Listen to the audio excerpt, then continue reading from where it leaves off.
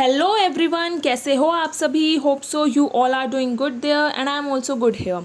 तो वीडियो में आगे बढ़ने से पहले मैं आपको एक छोटी सी इन्फॉर्मेशन देना चाहती हूँ। अगर आप मुझसे गाइडेंस चाहते हो, अगर आप कहीं पर स्टक हो, आपको नहीं समझ में आ रहा क्या करना है क्या नहीं करना, आपको हेल्प की ज़रूरत है, तो आप मुझे इंस्टाग्राम पर मैसेज कर सकते हो। वहाँ पर मैं आपको डिटेल्स बता दूँगी। और एक और बात, जो मेरे फर्स्ट 10 क्लाइंट्स होंगे मैं उनको लाइफ टाइम के लिए 50% ऑफ अपनी तरफ से दूँगी। वो अगर लाइफ में कभी भी मेरे से दोबारा कांटेक्ट भी करने की कोशिश करेंगे तो उनको हमेशा मेरी तरफ से 50% ऑफ रहेगा। तो इसीलिए हरी अप, जल्दी से जल्दी अपने स्लॉट्स बुक करो। तो आइए चलिए वीडियो में आगे बढ़ते हैं। आज का हमारा टॉपिक है science behind law of attraction. ठीक है। अब काफ़ी सारे लोगों को ये डाउट रहता है कि does it really works. Just because कि कुछ 2-4 लोगों की या कुछ 500,000 लोगों की कोइंसिडेंटली विश पूरी हो गई, तो क्या लॉ ऑफ अट्रैक्शन सच में इसी तरीके से काम करता है, हर एक पे इसी तरीके से काम करता है, या बस सबके साथ तुक्के ही लगे जा रहे हैं। तो नो, ऐसा नहीं है। तो इसीलिए आज इस वीडियो के अंदर हम इसके पीछे की साइंस को पढ़ने वाले हैं कि yes, it's really work and it is real. ठीक है। तो हम इस वीडियो के अंदर 4 लॉस के बारे में पढ़ेंगे और काफ़ी सारे बच्चों ने हो सकता है स्कूल टाइम में इसको पढ़ा होगा, तो they can relate it easily. लेकिन जिन्होंने नहीं पढ़ा तो मैं उनके लिए कोशिश करूँगी बिल्कुल आसानी से सबको ये बातें समझ में आ जाएं। ठीक है। तो चलिए वीडियो के अंदर आगे बढ़ते हैं। तो हमारा पहला लॉ है, energy can neither be created nor be destroyed, it can only be transfer from one form to another form. ये लो तो सबने पढ़ा ही होगा, काफ़ी छोटे क्लासेस में ही पढ़ लिया होगा कि हम एक एनर्जी को ना ही तो क्रिएट कर सकते हैं ना ही डिस्ट्रॉय कर सकते हैं, सिर्फ एक फॉर्म से दूसरी फॉर्म के अंदर उसको हम ट्रांसफ़र कर सकते हैं। इसका सिंपल सा एग्जांपल सबको बर्फ़ वाला डेफिनेटली पता होगा कि अगर मैं एक पानी को रख के फ्रीज़र में रख दूँ तो वो अपनी फॉर्म चेंज कर रहा है, बट वो अपने आप को डिस्ट्रॉय नहीं कर रहा। वो पानी अभी भी एग्जिस्ट कर रहा है, but now in the form of solid. ठीक है। इसके काफ़ी सारे एग्जाम्पल हम देख सकते हैं। जैसे मैं एक वाटर बोतल को, एक प्लास्टिक को जला देती हूँ तो वो प्लास्टिक अभी भी एग्जिस्ट कर रहा है, लेकिन अब वो दूसरी फॉर्म के अंदर एग्जिस्ट कर रहा है। ठीक है। तो इस संसार के अंदर, इस ब्रह्मांड के अंदर जितनी भी चीज़ें हैं वो ना ही तो क्रिएट की जा रही है, वो ऑलरेडी एग्जिस्ट है इस ब्रह्मांड के अंदर, ना ही वो डिस्ट्रॉय की जा सकती है। आप लकड़ी को अगर जला रहे हो तो वो लकड़ी अभी भी मौजूद है इस ब्रह्मांड के अंदर, but now in the form of ashes. तो इतना समझ लो, यहाँ से कुछ भी ख़त्म नहीं हुआ है। जो यहाँ पे है वो यहीं पर है, लेकिन वो दूसरी फॉर्म के अंदर है। ठीक है। एक बॉडी अपनी बॉडी बार बार ही चेंज करती है, बट वो सोल जो है यू डोंट नो कब से चली आ रही है और आगे चलती रहेगी। ठीक है। तो पहला लॉ आपको समझ में आ गया होगा कि कुछ भी इस धरती से ना ही तो ख़त्म हुआ है ना ही क्रिएट हुआ है, सब कुछ यहाँ ऑलरेडी प्रेजेंट है, बस वो अपनी फॉर्म बदल रहा है किसी ना किसी तरीके से। ठीक है। तो अब काफ़ी सारे लोग ये सवाल पूछ सकते हो कि यार इसका लॉ ऑफ अट्रैक्शन से क्या लेना देना है। इसका लेना देना ये है कि अगर आप किसी सामने वाली सोल के साथ, किसी पर्सन के साथ गलत करते हो और आपको ऐसा लगता है कि कुछ नहीं होगा, तो आप बहुत बड़ी गलत फहमी में हो। वो सारी चीज़ किसी ना किसी फॉर्म के अंदर एग्जिस्ट अभी भी है and it will definitely come back to you. तो इसीलिए अपना कर्मा कभी भी ख़राब मत करना। If someone is hurting you, then वो उसका कर्मा ख़राब हो रहा है, उसको बैक हर्ट नहीं करना। आप जस्ट साइलेंटली उसको, हैप्पीली उसको इग्नोर करो, उसको लेट इट गो करो, और आप देखना आपका कर्मा आप पे कैसे आएगा और उसका कर्मा उस पे कैसे आएगा। तो ये यहाँ पे इस तरीके से काम करेगा। ठीक है। तो सेकेंड लॉ हमारा ये है, the total amount of energy in the universe is always constant. ठीक है। ये थोड़ा बहुत पिछले लॉ से रिलेटेड है कि कुछ भी क्रिएट नहीं किया जा सकता, ना ही कुछ भी डिस्ट्रॉय किया जा सकता। तो फर्स्ट और सेकंड लॉ अपने आप में इंटरलिंक्ड है कि यस, जब ना ही तो कुछ क्रिएट हो रहा ना ही डिस्ट्रॉय हो रहा, तो टोटल एनर्जी जो है कांस्टेंट ही रहेगी, बराबर ही रहेगी। ना ही तो कुछ कम हुआ ना ही तो कुछ ज़्यादा हुआ। इसका हम एग्जाम्पल, इसको हम लॉ ऑफ अट्रैक्शन से कैसे रिलेट कर सकते हैं।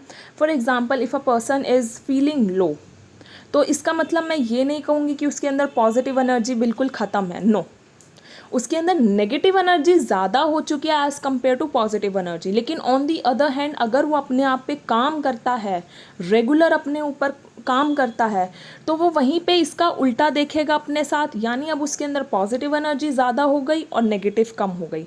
अगेन एनर्जी टोटल उसके अंदर उतनी ही है, बट नाउ वो पॉजिटिव ज़्यादा हो गया है और नेगेटिव अपने अंदर उसने कम कर लिया है। ठीक है, तो इसका मतलब ये नहीं है कि उसने नेगेटिव अपने ऊपर से बिल्कुल ख़त्म कर लिया है। देखो, ख़त्म कुछ भी नहीं होता है, कम ज़्यादा ये बैलेंस अपने आप होता है। ठीक है, यूनिवर्स इसको अपने आप बैलेंस कर लेता है। और अब जब आपको पता है कि आप क्रिएटर हो अपनी लाइफ का, तो आप कॉन्शियसली अपनी लाइफ के अंदर मैजिक क्रिएट करो। ठीक है, कॉन्शियसली अपने आप को खुश रखो। कोई बात नहीं, कभी कभार नेगेटिव इंसान हो जाता है, वो सबके साथ होता है। ठीक है, अगर कोई गलत चीज़ उसके साथ हुई है और उसको गलत फील हो रहा है, बुरा फील हो रहा है, दैट्स नॉर्मल, होना भी चाहिए। ठीक है, ऐसा नहीं है कि उसका भाई क्या कहते हैं, अकाउंट में से सारे पैसे चले गए और वो फिर भी हंस रहा है।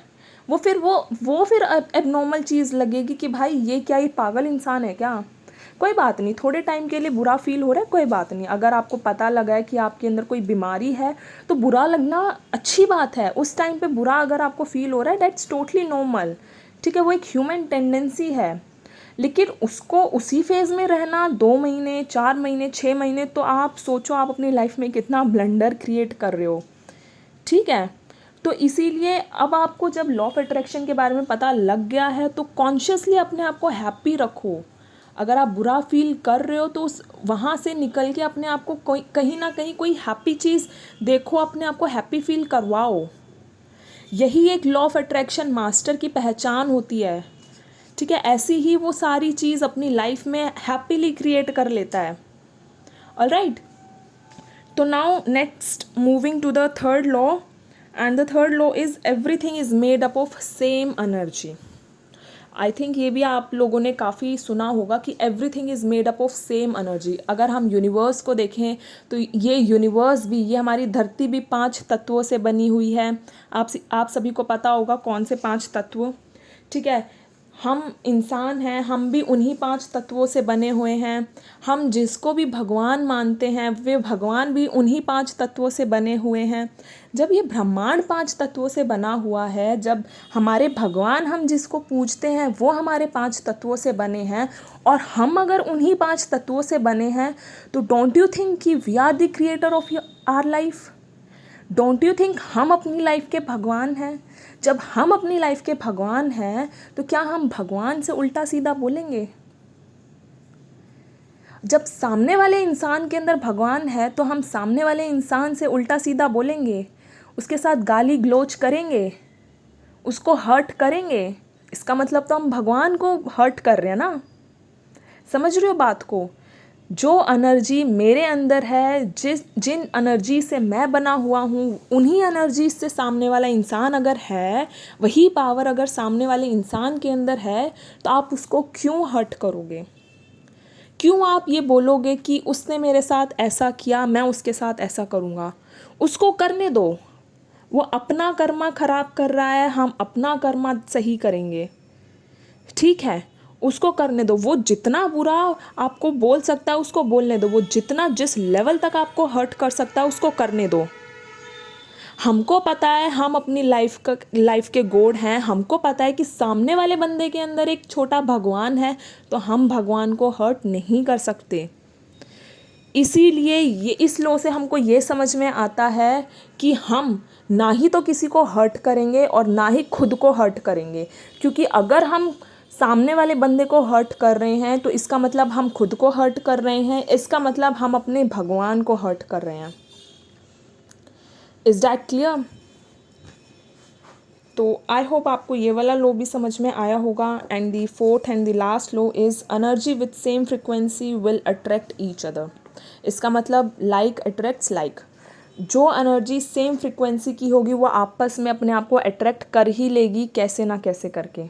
ठीक है, अगर आपकी एनर्जी लविंग है तो आप लव को अट्रैक्ट कर ही लोगे। लेकिन अगर आपके अंदर की एनर्जी फियर से भरी हुई है, एंग्री है, गुस्से वाली है, नाराज़गी वाली है, हेट वाली है, तो आप देखोगे आपकी लाइफ में वो चीज़ें, वो इंसिडेंसेस बार बारी आके आपको हिट करेंगे और आप और डाउन जाते चले जाओगे। ठीक है, इसका एक एग्ज़ाम्पल हम रेडियो वाला ले सकते हैं, सबको बहुत फेमस है, पता होगा। मैं लेकिन यहाँ पे दूसरा एग्ज़ाम्पल मोबाइल फ़ोन वाला लूँगी कि अगर हम अपने दोस्त का नंबर डायल कर रहे हैं तो हमारे दोस्त तक ही वो बात पहुँचेगी, वो हमारा नंबर दोस्त को ही लगेगा, किसी और को नहीं लगेगा। तो यानी जब मेरा वो नंबर मेरी उस वाली फ्रिक्वेंसी से मैच किया तो मैंने अपने दोस्त से बात कर ली, मेरी बात मेरे दोस्त से हो गई। अब पहले के टाइम पे, आज से 20-25 साल पहले क्या होता था, टेक्नोलॉजी इतनी एडवांस नहीं होती थी, तो रॉन्ग नंबर बहुत लगते थे, यानी फ्रीक्वेंसीज़ के अंदर मिसमैच होता था। तो इसीलिए अगर आप भी अपनी फ्रीक्वेंसी को मिसमैच करोगे तो आपकी लाइफ में भी जो है मिसमैच ही क्या कहते हैं, अपॉर्चुनिटीज़ आएंगी, मिसमैच ही लोग आएंगे। आप चाहते तो हो कि मेरी लाइफ में ऐसा इंसान आए, मुझसे बहुत ज़्यादा प्यार करे, मेरा ख्याल रखे, लेकिन आपकी फ्रीक्वेंसी वो वाली नहीं है। ठीक है, आप चाहते तो हो कि मेरी जॉब लग जाए, लेकिन आपकी फ्रीक्वेंसी जॉब वाली है नहीं। तो इसीलिए अगर आप जो चाहते हो आपको वो फ्रीक्वेंसी अपनी रखनी पड़ेगी डेफिनेटली। आप लव चाहते हो तो आप अपने अंदर लविंग एनर्जी लेकर आओ, आप खुद से प्यार करो, आप सामने वाली सोल से प्यार करो, आप हर एक सोल से प्यार करो, चाहे वो प्लांट्स हुए, चाहे वो नेचर हुआ, चाहे वो एनिमल्स हुए, चाहे वो सामने वाली सोल हुई, चाहे कुछ भी। अगर आपको लगता है आपकी लाइफ में ऐसा इंसान है जिसको मैं माफ़ ही नहीं कर सकता या कर सकती, उसने मेरे साथ इतना बुरा किया, तो इट्स ओके, आप उससे दूर रहो। ठीक है, अगर आपके अंदर इतनी ही हर्टिंग एनर्जी है सामने वाले को लेकर, आप उससे दूर रहो, आप उसको इग्नोर करो, try to ignore his words, try to ignore his actions. ठीक है, तो आई होप आपको ये 4 लॉज समझ में आए होंगे और अब काफ़ी सारे लोगों के डाउट्स क्लियर हुए होंगे कि लॉ ऑफ अट्रैक्शन ऐसे ही नहीं है, there is science behind it and even scientist do agree all these thing. और कुछ लॉज आप लोगों ने स्कूल में भी पढ़े होंगे, तो ऐसे नहीं है कि चीज़ें हवाई में हैं। एक्चुअली अगर आप इस प्रोसेस से फॉलो करते हो चीज़ों को, तो वो चीज़ें मैनिफेस्ट होती हैं।